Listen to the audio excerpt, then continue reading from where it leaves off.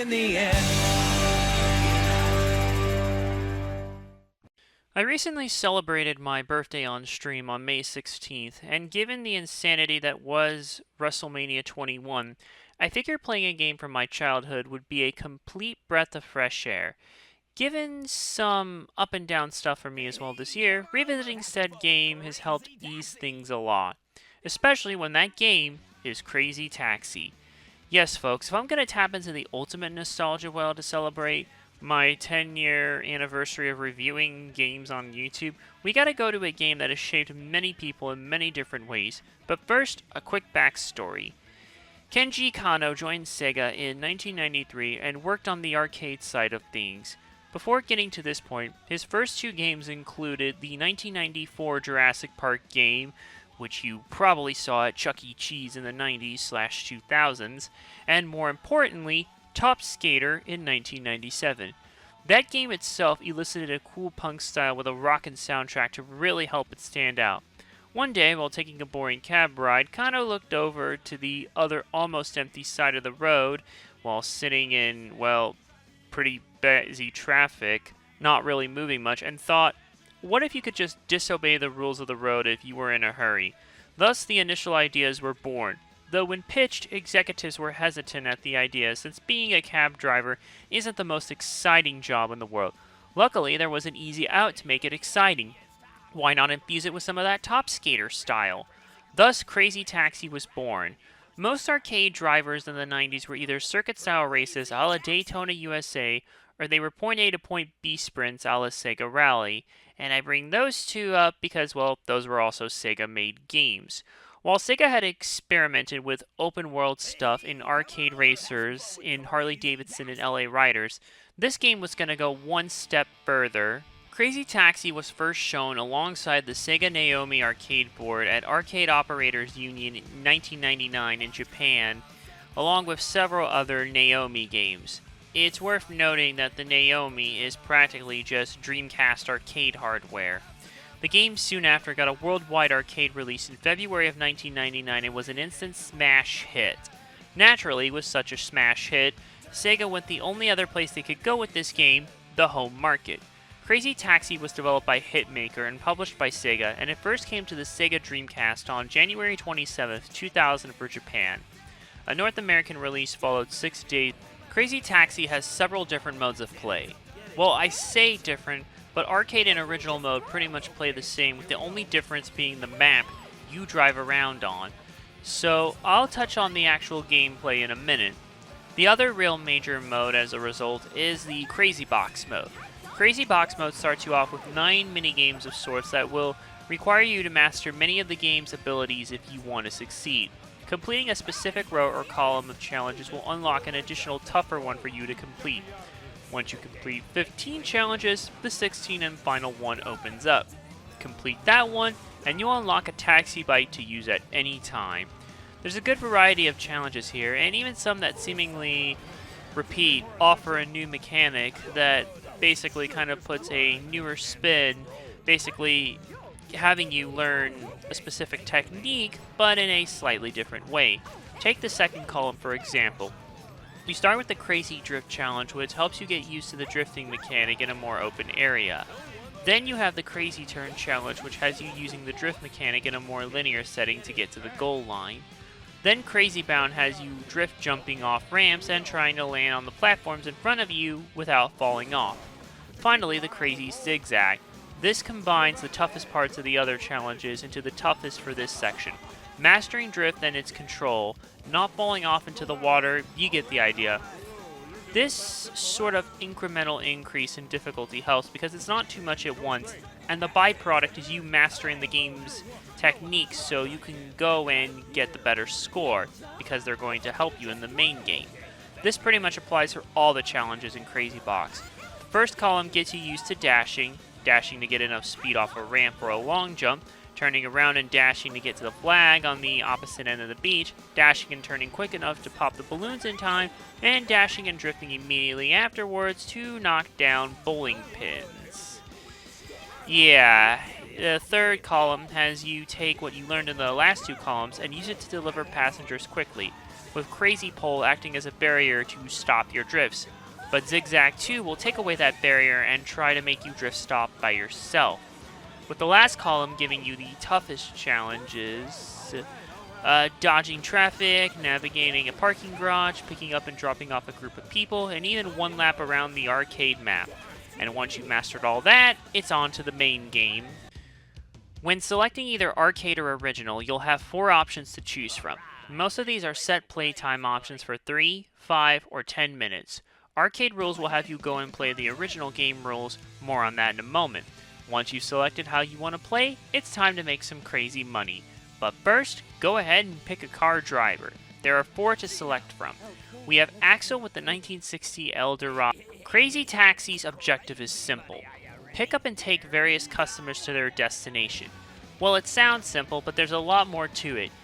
You may notice colors around the passengers you can pick up.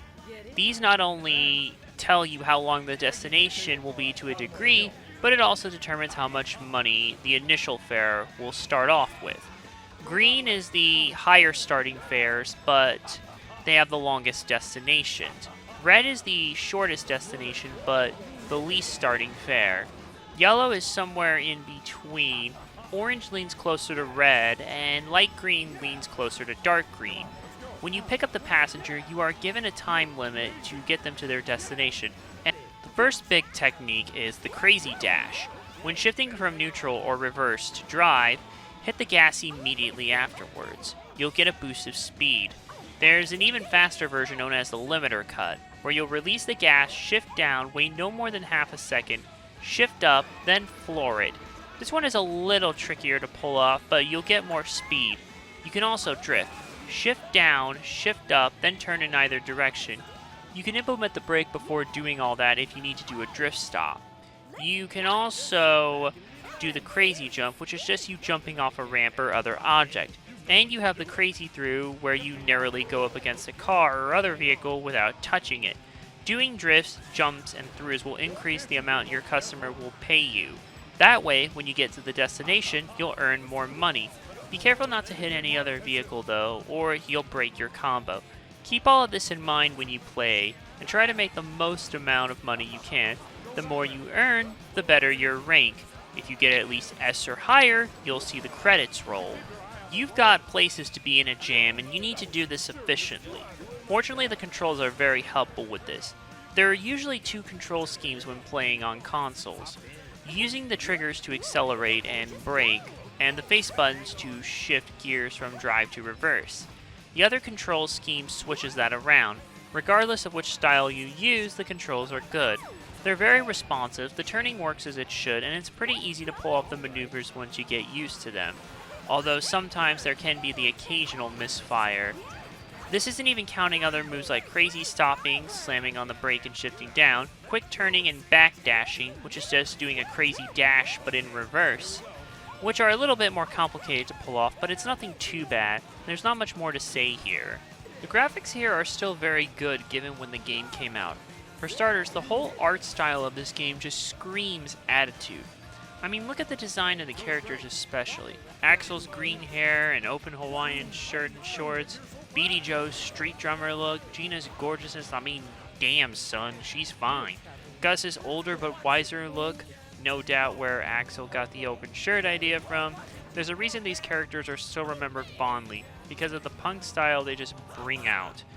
That's not even counting the technical aspect. Everything here is rendered well, and there are details in places where you wouldn't think there would be. Yeah, and the passenger models though look alright, but not as good as the character models. And the pedestrians, yeah, those don't really look good, but that's just minor in the grand scheme of things. The cars though look good. They look bright and flashy, and they are rendered well. Going into the actual environment does look good. Buildings are well rendered, other vehicles look alright, objects look fine, buildings are placed well, and there's a decent variety in the environment, from the busy city and downtown stuff, highway stuff, beach stuff, etc. There's also a good number of locations to drop people off at. There are even real-world locations in the original versions: Pizza Hut, KFC, Fila, and Levi's stores, and Tower Records.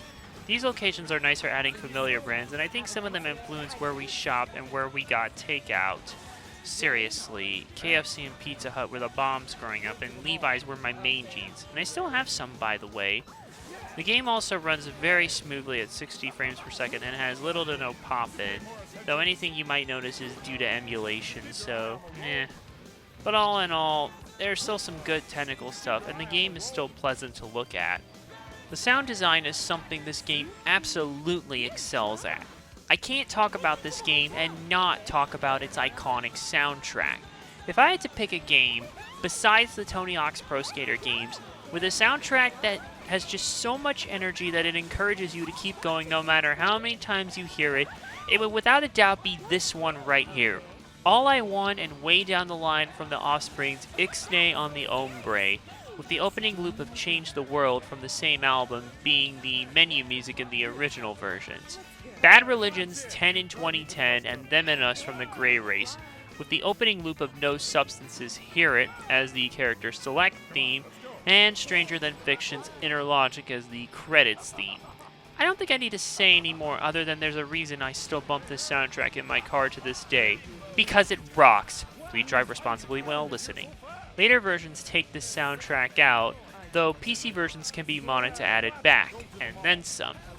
The sound effects are pretty good here.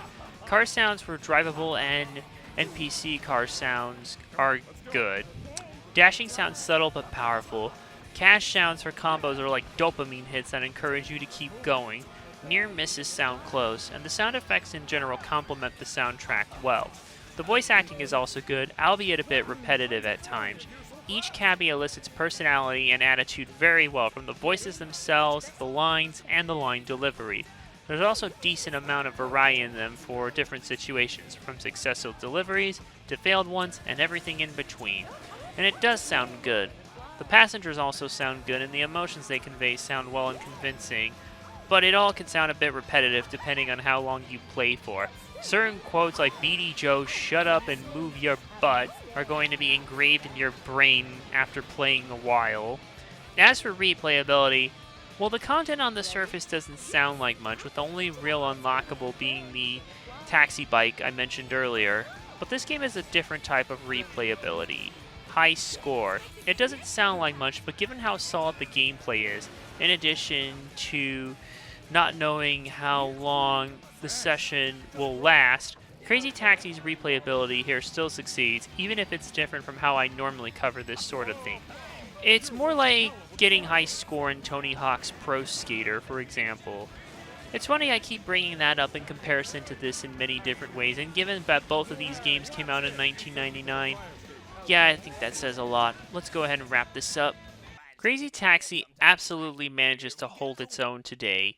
It looks pretty damn good, sounds good, plays extremely well, controls equally well to match, the gameplay is addicting as hell, the soundtrack still bumps, and it took risks that no other arcade driving game not made by Sega wasn't willing to take, and it paid off. While I do have minor complaints in regards to repetitive voice acting and not having a free roam mode where you can just go around without any time limit and explore the map at your leisure, they really don't affect the game in any way, shape, or form. Revisiting this game recently was such an absolute blast, and if you still haven't played this in some way, shape, or form, please do yourself a favor and fix that.